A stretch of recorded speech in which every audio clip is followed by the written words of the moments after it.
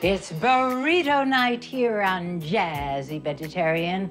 And wow, look at this fantastic spread. I've got some wonderful food in store for you today, like my black bean zucchini burritos. And we're gonna roll them up, fold the sides in, fold it over, and then just roll. And then these delightful little chocolatey cakes. And as you can see, I've got little bits of the walnuts and the dates and the coconut. Oh yeah, you're gonna wanna stay tuned for that. And our fantastic rice imposter. So I have one medium orange cauliflower that I'm using today. You can certainly use a white cauliflower and then it will look exactly like regular rice. It's all here today on Jazzy Vegetarian, so stay tuned. Jazzy, you're gonna be healthy with the Jazzy Vegetarian. Jazzy, so snazzy. We're gonna cook something healthy and light.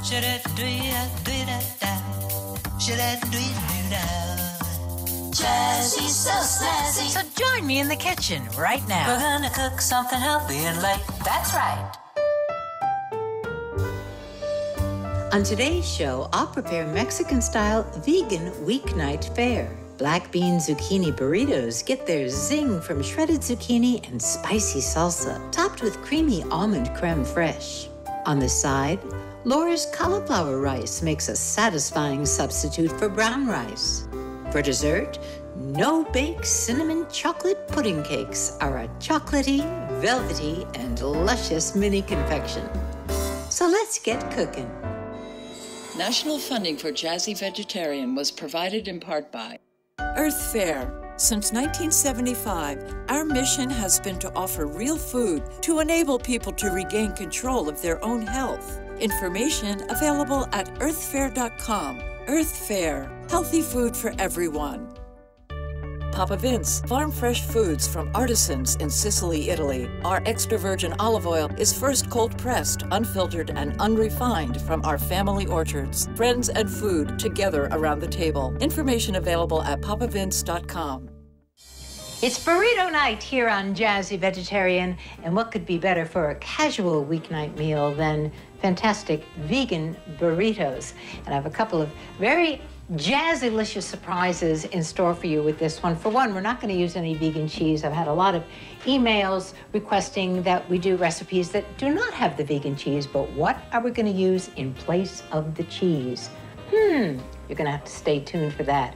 But meanwhile, it's time for dessert. Yep, we're going to make our dessert first. And this dessert has a little bit of a Mexican flair because it's got some cinnamon in it. It's my no-bake cinnamon chocolate mousse pudding cakes.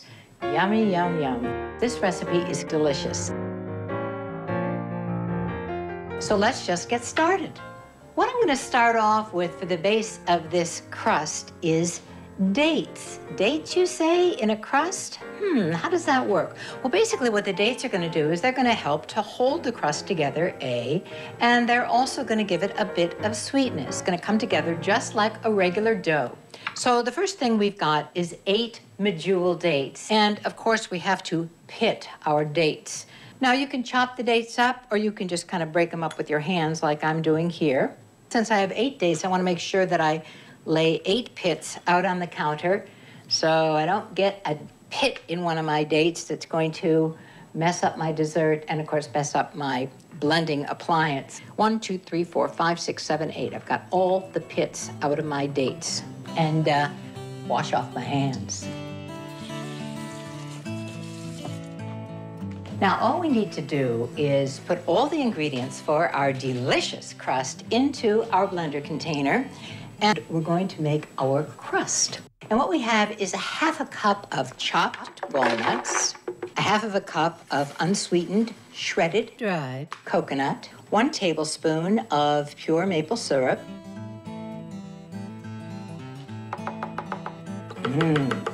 that smells good already. And now we're going to add 8 medjool dates that we have pitted. Put it on our blender container, and here we go. We're gonna have to scrape it down a few times, but we're gonna blend this until it all comes together and it makes kind of a ball. It's gonna be very, very sticky dough, but it's going to kind of act almost like a traditional dough. Well, you'll see what I mean.